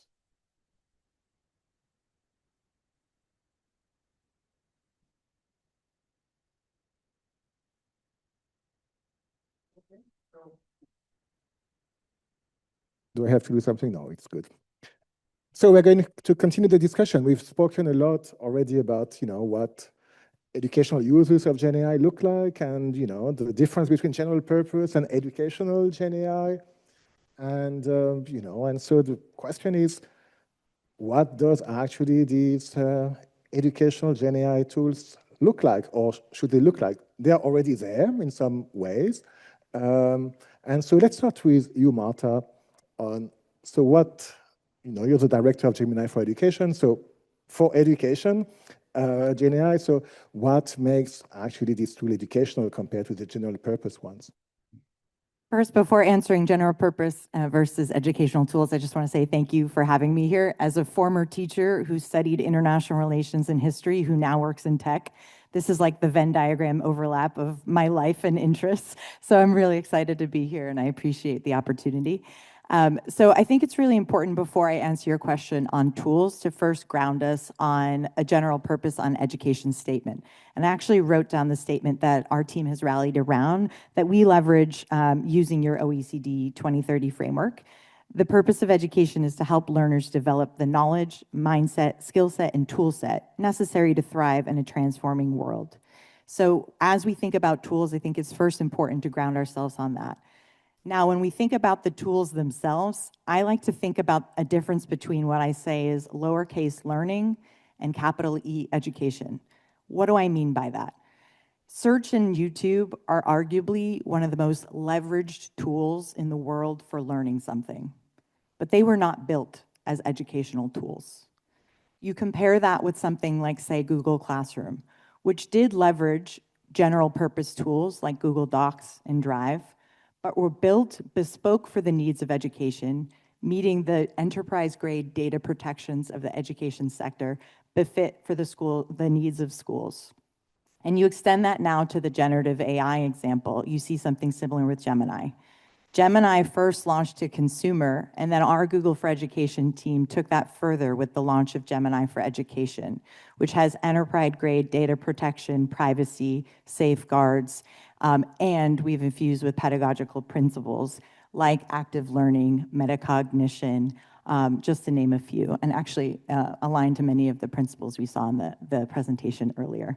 And so I think to answer your question, we will see a lot of people using both general purpose tools and tools built for school. I'm sure we will continue to. When I was a teacher, I used to use Google Maps in school all the time. That is very different than a geography textbook that was designed by a publisher, just as an example. I'm sure we will continue to see both students and teachers using general purpose chatbots in a classroom. But that is very different than the use of just something like Gemini for Education that is built for the data protections and the pedagogical purpose for classroom, intentionally designed to really protect against those very things we're afraid to lose. We're all really afraid of brain rot. We're really wanting to preserve that productive struggle. And these are tools that we are intentionally trying to build to preserve those very things. So I think those are the very key things that we are trying to consider when we think about capital E education tools. Those are the key distinctions that I think about when you're comparing something that's general purpose versus purpose-built for education. Thank you. That's interesting because it very much relates to little c creativity and big C creativity. So you're introducing that in the field of education. Thank you. Inge, I'll ask you the same question. So how do we recognize an educational tool? And that's what you're doing at your lab, designing some of those. Thank you. It's already on. Yeah, I think it's very nice to see this distinction, and also thank you very much for the invitation. It's great to be here and great to be contributing to the Digital Education Outlook, I think for the third time this time. So this is fascinating. The difference is very important to us, not because we believe that you cannot use general purpose AI tools, but it's just much more difficult to use general purpose AI tools. And I think Andreas nicely pointed that out in his presentation. It really requires a different skill set to use a general purpose AI tool in a classroom in a meaningful way compared to an educational AI that's been designed and developed for education. And if we look at that, the designed for education, even with non-Gen AI tools, we know that a lot of the AI tools in education are in fact not built on the knowledge that we have about teaching and learning. And just a recent survey that we did, we found that around 50% of the existing AI tools in education doesn't exploit any of our theoretical understanding about learning and teaching, which is huge. And for teachers, it's even worse. Teacher-faced AI tools are only about 30% informed on our educational evidence. We know a lot about learning and teaching, and we really need to drive towards integrating that into our AI tools. So that's the forefront difference for me between a general AI tool and an educational AI tool. That connection within the pedagogical and instructional models, and really ensuring that connection to be played out in the workforce and in the classroom. Then another thing that is a main difference is that educational AIs are generally context specific. So if you look at intelligent tutoring systems and adaptive learning platforms that we have been using prior to GenAI ages, they have a learner model, they know about your learners, they have predictive analytics, they have a model about how your learners is going to develop, they have a content model, they know your curriculum, and they know how to adjust to it. And so that connection between that old world AI, if you like, and Gen AI is a very powerful connection. And we've been trying to connect these two worlds together. And then we find that we can have dialogic interfacing with agents for teachers and for students that really benefits students. But you really need that connection. So for me, that connection is very critical. So one of the things that, well, I forgot to say that Mutlu and Inge are two of the authors of Digital Education Outlook, and so thank you very much for that. One of the things that you do at NOLA is actually, we mentioned a lot co-creation as one of the ways to do it. Could you tell us a little bit more so how you implement it, and also give us one example of the difference that it makes to actually do it, but briefly? I can talk about this for hours. Yeah, so at the National AI and Education Center in the Netherlands, we really believe that teachers should have a voice. It's all about implementation and really allowing teachers to actually do what they think they should be doing with artificial intelligence. So we allow teachers to actually articulate the questions and the ambitions that they have with AI. And then we team that up together with scientists to ensure that theoretical understanding of learning and teaching gets embedded in the AI tools. And we collectively work together with private companies to actually develop the AI solutions. So we work in a triangle between teachers, scientists, and companies in order to really drive forwards AI that is actually supporting teachers and teachers' autonomy. We have around 30 projects up and running in co-creation, and co-creation projects generally take 3 years. They have a concept phase, a development phase, and an actual validation phase. So we're really driving towards that evidence-informed implementation of AI as well, but always with that teacher voice and very active teacher participation in the developmental space.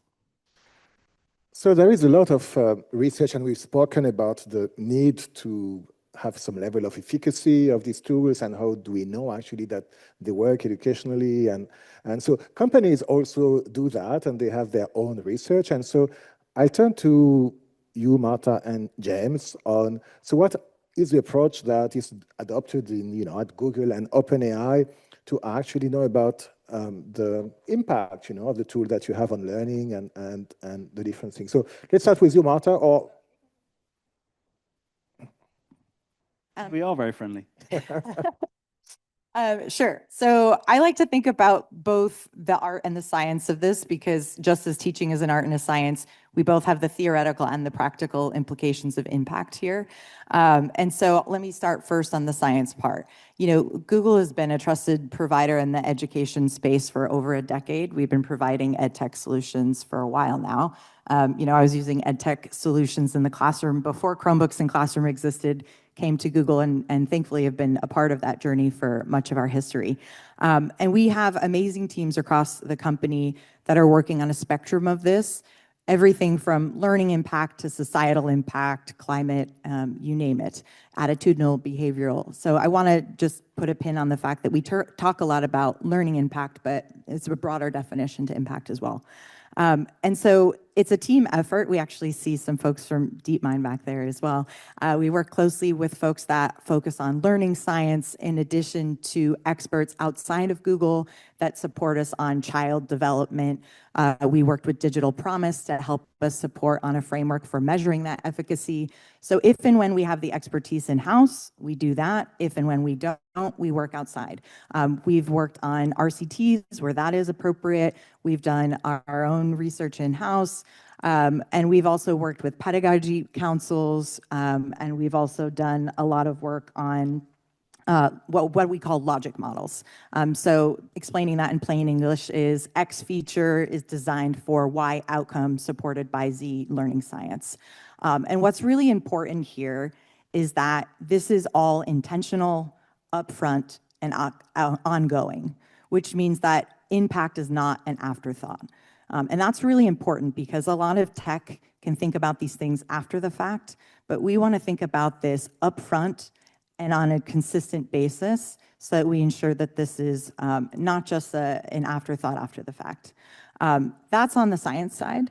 And I just want to cut now to the art side. I will do very short on the art side because that's all good in theory.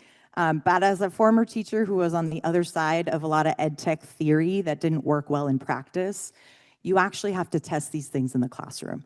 I go to a classroom at least once a month, every month, as do many people on our team. And if you don't actually observe these things in practice, that's when you actually see how things get taken in practice, not only for what you decide to see what works, but for what you decide not to launch. And so we have a global program where we partner with governments, schools, pilot programs, trusted testers. Educators are an extension of our product team. We could not do any of what we do without the partnership with many folks in this room, along with our global community of educators who help actually test all of this theory in practice. Thank you. James, you have this wonderful title, Learning and Cognitive Outcomes Research. So tell us about what you OpenAI is doing in this field and how this actually informs some of the design of the tools. Of course, very happy to. And I'll try and be quick so that poor Mutlu also gets a chance to say something on this panel. I'm in a very lucky position in as much as the ChatGPT family of models is the most used, generally speaking, for learning in the world and has the most academic study being done on it. So we get a huge amount of data coming in, both from external sources and internal sources. And probably about a year ago, just to contextualize this for you, I went through the process that you may have gone through listening to Andreas earlier today, which is you see a study that would say, such as in Turkey, use negative outcome, and then you'll see another study that says, hey, actually use incredibly positive outcome, 1.5 standard deviation gain or outperforming teachers. And then you look at the actual study design, and no, it's not that one was vanilla ChatGPT and the other one was education, that does exist, and there's a reason why we have, as Google do, a normal and an education specific offering. In that particular instance, it was slightly custom instructed. So the same ChatGPT model, but someone has written something to the effect of, act more like a teacher and be Socratic. And this is honestly maybe 2 sentences to 2 paragraphs. And I'm looking at these things thinking, that alone is sufficient to cause a huge swing in cognitive outcomes and learning outcomes, which is wild for a number of reasons, not least that's a lot of pressure to put on teachers to have to figure that out for themselves. So at that point, we really began the effort of saying, we need to build a mechanism for people to measure what's happening at a very granular level in terms of cognitive and learning outcomes. And we need to provide that tooling to teachers and to schools and ministries directly versus being something done sort of in the lighthouse of OpenAI that no one ever understands and why we're doing it. So we worked with Stanford to create a schema that breaks down cognition into various granular elements. There's everything from autonomous motivation to task persistence, emotional regulation, creativity, critical thinking, et cetera. It's a very long schema. And then we run these very large-scale studies, including a 20,000 person RCT that we have equivalent size now launching other places, to build that body of evidence and ultimately create this tooling that unlocks the ability to measure the stuff at scale. Once you have that ability, and these tools are supplemented by direct cognitive tests and metacognitive tests, so you get a rolling baseline score. Once you have that, you're then able to customize and see exactly the effect that it has. Make the model more Socratic, make the model do more spaced repetition, et cetera, et cetera. And you can watch at both the individual and cohort level the outcome of that work. And that's ultimately what we use to empower educators to customize their own model. And that would be my main takeaway, is that we're not trying to make all the learning science decisions. We want to equip educators to do that themselves. And of course, we take some of those feedback and we do put it into the consumer-facing model with things like study mode, et cetera, though I think the real rich interactions are in these more education-specific deployments. Sorry, Mutlu. Okay, I'll come back to you. But Mutlu, what, in the case of teachers, what do you think makes actually, a tool educational? What are the kind of principles that you think are very important to have and the design principles for, some of these tools? Yeah, thanks. It's a pleasure to be here. Luckily, I had time and space to say whatever I wanted to say in the report, so I'm not going to take much time. Just to have a look at the report, if you have time. I would agree with my colleagues' comments here, maybe more from the learning sciences perspective with regards to what kind of tools in educational AI actually are effective. We know from the existing literature that those tools that have the capabilities of being able to diagnose at a very granular knowledge components and skill components level to be able to diagnose affective and metacognitive states of the students are very powerful in educational settings. Because if you know and if you can diagnose these, then you can either build a system that would automate and adapt the pace, feedback, hints, guidance to the students according to their current level of needs, or you can actually generate insights that are associated with these gaps back to the teachers or students for them to be able to shape their instruction. Currently, in my opinion, a lot of the generative AI technologies struggle on 2 main fronts. And one of them is that they tend to struggle to provide the granularity level of knowledge and skill components that we would be able to diagnose in more traditional AI techniques and more traditional intelligent tutoring systems. In large language model driven systems, this level of granularity is very difficult to achieve. I really appreciate what James has said with regards to changing potential system prompts to be able to adjust certain behaviors, but the granularity is often at a very coarse level. And the other one is this issue of these tools providing way too more support than the students and teachers actually need in order to be able to engage in the learning processes. And that leads to this issue that has been well discussed by Andrea and in the report, the distinction between performance versus learning. Essentially, you can use these systems to be able to complete a task at a high performance, but that doesn't really mean that you are learning out of these interactions. Learning requires long-term and enduring change in knowledge and skills of the students and teachers. But provision of this learning requires significant design principles that are driven by learning sciences and pedagogical understanding into the design and development of these technologies. So I'm going to, get back to the kind of foundation, because one of the things that James said is basically that, in fact, you can just, in 2 prompts, you can change a general system into an educational one. And so, okay. So is there more than that, And so you've mentioned a few principles, but so, having heard what others have said, if you were willing to support some of us trying to actually provide some criteria, standards, or things about what good educational system look like, what would you say? Yeah, very happy to fill it first and then pass it on. I would be careful, and I wouldn't want you to oversimplify that that's all that's required. My point is more small changes to how the model works has huge ripple effects on the outcomes. And so it's very hard then for anyone to be able to concretely say, oh, this is best practice or this is best practice, because even small behavioral changes will ripple through. One answer to that, of course, is ever more granular understandings of the exact impact it's having on cognition. So you can go deep enough to say this benefits metacognition, this benefits retention, this benefits, etc. But the core reality is there is no silver bullet. There will not be one thing you do, and now we're all going to optimize against that metric and everyone's happy. It will be that there are trade-offs, and each system needs to decide which behaviors they want to trade off and so on, including massive rote learning might improve memory, but it will come with the cost of autonomous motivation, those kind of decisions. So that's stage 1. Stage 2 is that the only way you make good decisions is in context, and OpenAI will never have that context at the per student level, nor would we want it. So you have to provide the tooling and the literacy training and this, all the collateral that goes around that to schools at a massive scale and teach at a massive scale, which is why I know Google do the same. We undertake massive teacher training programs, all the teachers in Slovakia, Greece, stuff like that, as well as a self-serve certification program to try and get that level of literacy up there. The very last piece, and I will hand over then, there are sort of core capabilities that the models themselves have to get better at. That's an OpenAI, Anthropic, Google job, which are things like long-term alignment, memory, very hyper customized personalization to your cognitive traits and so on. And that's an ongoing thing. And as they improve, we need to get better at communicating to the outside world what that means and how to use it, versus just the rapid kind of pace that we've been at, where I think you could go off LinkedIn or something for a month and then be totally out of touch with what's actually happening. So all those things together. So get ready for your questions. I'm just going to give the academic side the opportunity to also say something on that. So either Inge or Mutlu, I don't know if you want to. Well, I would agree with a lot of the points that James has just made here.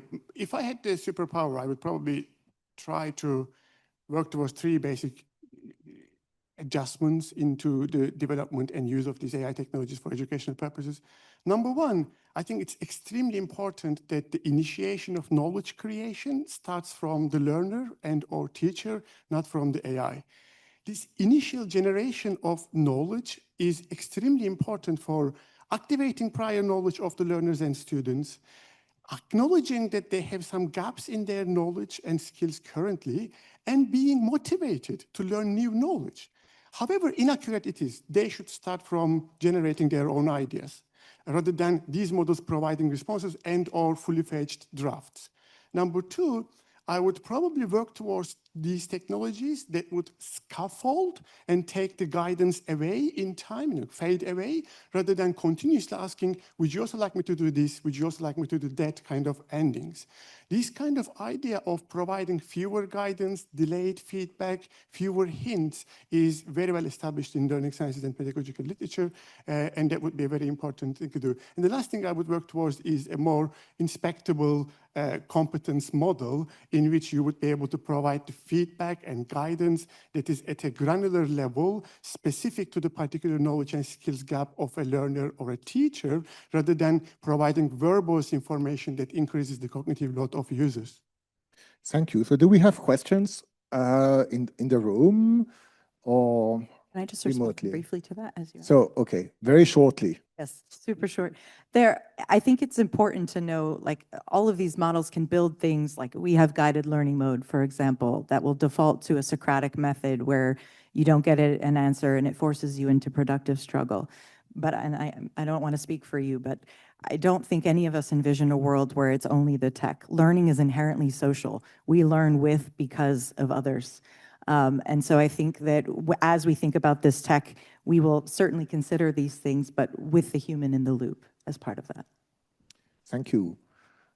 Quentin, do we have people? So yes, let's take this one.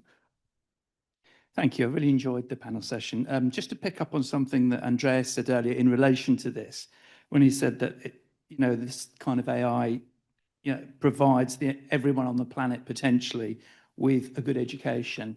And I'm interested in what the panel think about this in relation to students with neurodiversity or special educational needs and the assumptions we make. It strikes me that giving agency to the teacher who knows the students is very productive using AI, but if that isn't there, then it's potentially not useful.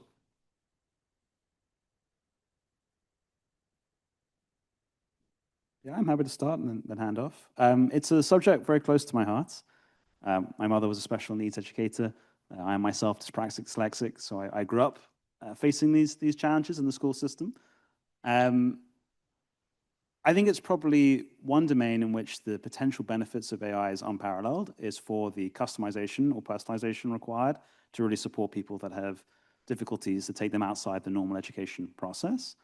The trick is obviously diagnosing it such that there isn't a barrier to entry that you have to already be diagnosed, which is very difficult and expensive.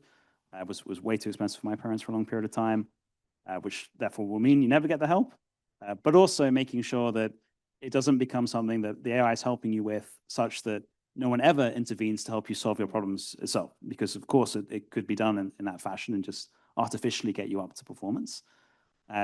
So I look at it as three things.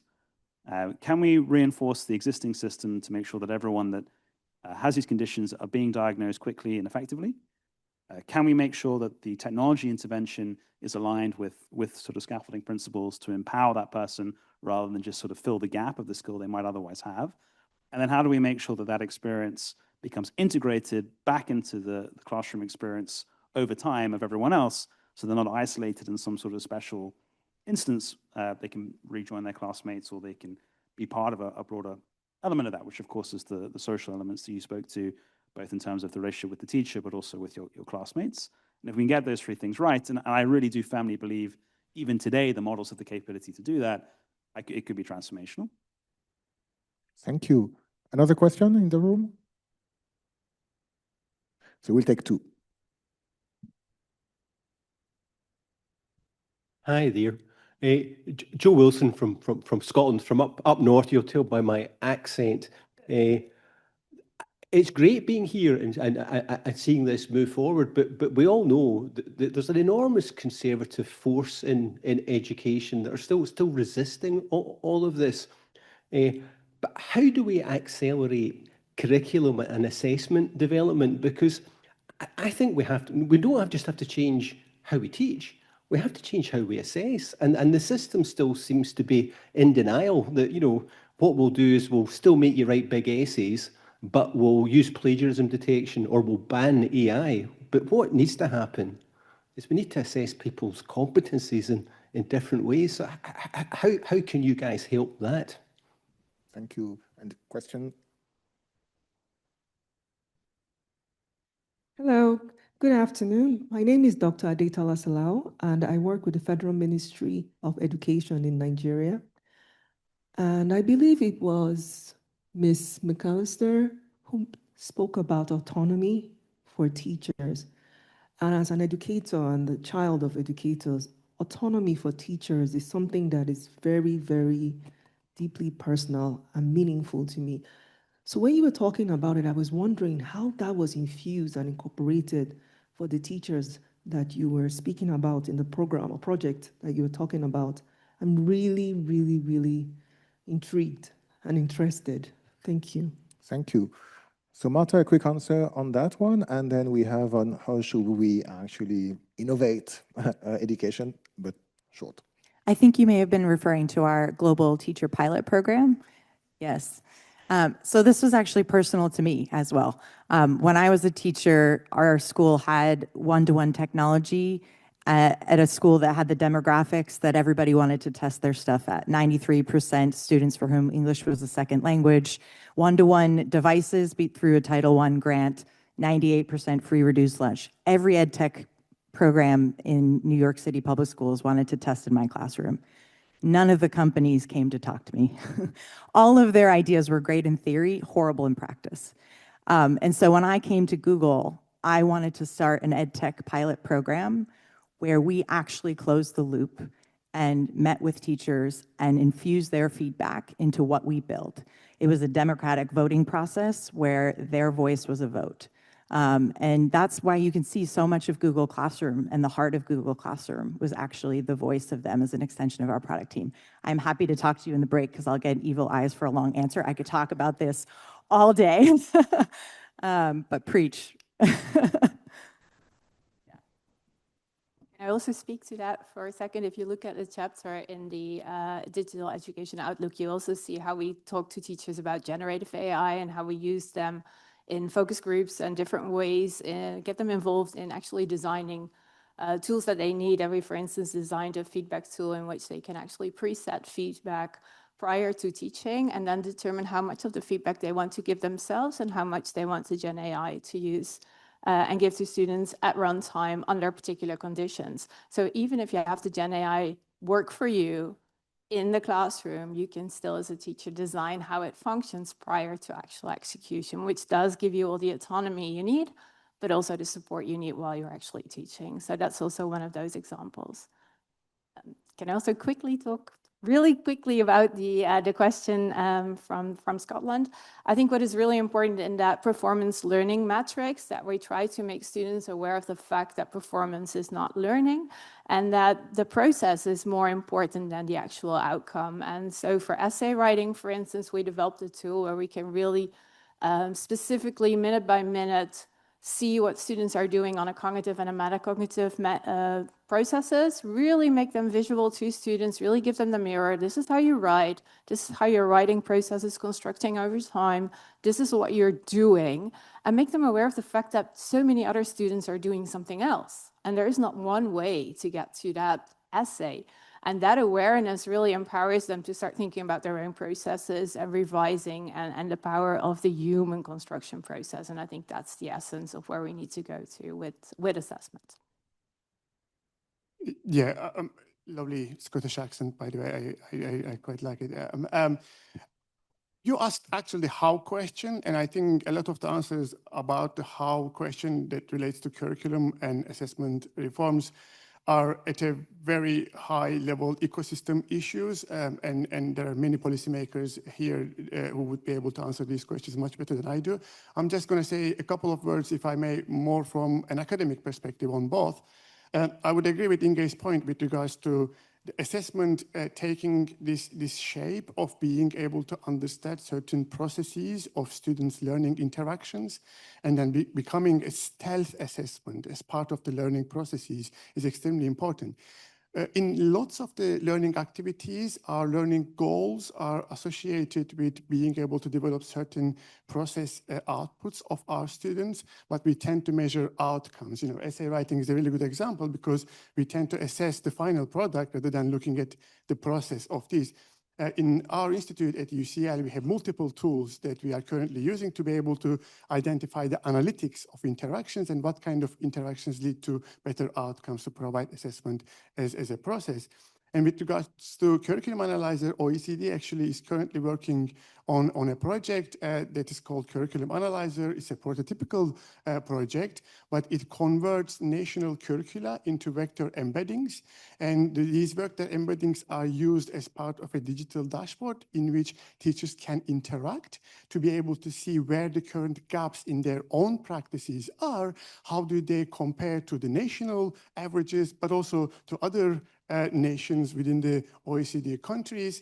You can think about integrating generative AI as a learning companion of a teacher as part of these curriculum interactions and generate higher level, system level insights of the teacher's interactions as well. And I think these kind of changes are coming, but these are more from the potential of the technology point of view as an academic. How question, I cannot answer, and I think policymakers here would have better responses than I would do.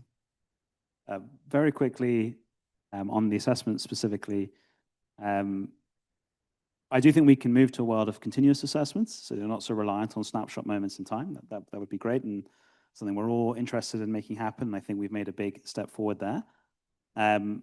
Practically, what are we experimenting with at OpenAI? We have custom models that can do verbal interviews to see whether or not that's one way to elicit information and see whether that's an accurate depiction of what someone knows. Lots of downsides to that too. We have models that you can give biases to, so they'll produce an output and then have someone else mark the output, and you as a teacher know what affordances that model has, so that you can see whether someone picks up on that in critical thinking. Role-playing is another major task with models that sort of participate in and help with that exercise. I think very obviously the answer will have to be some combination of all of these things, but perhaps we also need to know exactly what it is we're evaluating for, which has become a maybe bigger philosophical question, given that a lot of the time it was quite reliant on just recall, and that may no longer be such a critical factor that we want to evaluate for. That's awesome. Just to share quickly, the Bach Center at Harvard has shared some very interesting examples of how they're using Gemini to scale examples of that. They even made a tarot card version of students doing an assessment with that and then using Gemini to grade the assessment. So they've actually published that on their website if you're curious to see an example of that. Thank you so much. I promised to finish on time, so we're going to wrap up this panel, and I would like to thank you very much and ask you also to thank the panelists. So now the OECD Digital Education Outlook 2026 is officially launched. So if you're actually watching this remotely, don't start reading now because you may not sleep. It's a page turner. And so thank you so much to all. So what I would like to say is that it's just the beginning of a conversation. So as mentioned by our Secretary General, this is we're going to continue to have events around that. We plan to have an online conference early April to continue to discuss in more depth and have more time so that I don't have to say, oh, chop. No, we know it is an important topic, and so we are going to continue that discussion. And we believe, that while international cooperation is essential for that, to get quick results, to have a quick learning on what is going on, and what we really need to understand better is, well, I think we've highlighted the importance of the use by teachers of these different tools, and there are a lot of different experiments in different countries on actually what the promising uses, at least, of these tools are. We have a few in Uruguay, for example, that were mentioned. You have your big work with teachers. And so that's really one side of it, which is basically what is a practical knowledge that we should get from the teachers. And that is really what you all at the different, in these systems actually are best placed to collect and gather and bring to the international community and share. And of course, we're also going to continue to monitor what is going on the research side. That is easier for us to do. And so we will continuing to cooperate with you and actually work on some of these distinctions, which are not fully clear-cut yet, between the pedagogical use of these tools, whether it can be really embedded and how in the tool itself, and what are the nice ways of doing it according to different types of contexts. And I believe it's kind of the the beginning of a discussion. We know these things are changing very quickly, but we're trying to monitor and to support all in the use of these tools. And perhaps last but not least, this is really something that is a shared responsibility across all, and that's why we wanted to have different panels. But we know that parents and families, students themselves are also part of this equation, and edtechs, governments, researchers, etc. And so we continue to convene, all of us to continue to have this discussion and move it forward. So let's continue the discussion, and thank you very much for being here. And as I said, that's just the beginning.